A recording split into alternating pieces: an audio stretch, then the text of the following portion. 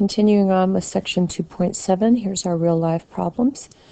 How much pure acid must be added to 50 milliliters of a 35% acid solution to produce a mixture that's at least 75% acid?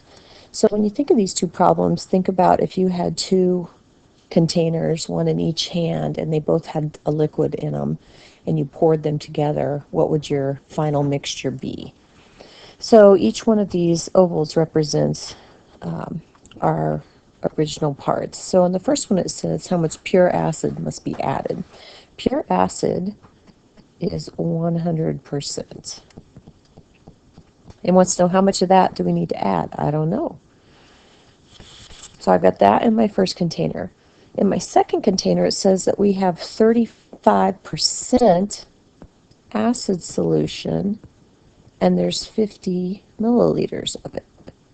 So think of me pouring these two individuals together to form a new mixture.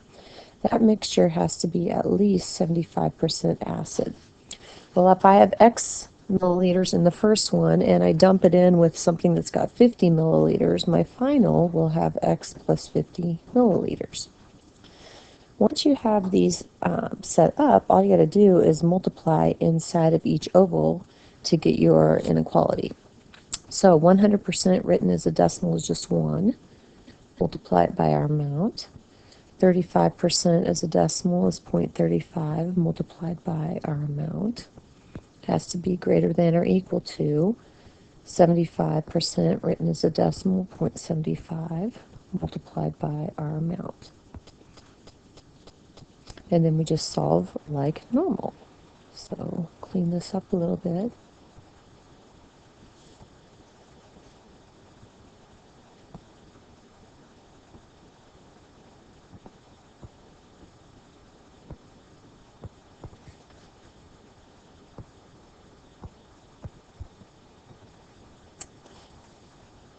Go ahead and solve for x. So I'm going to get my x's on one side, my numbers on the other side.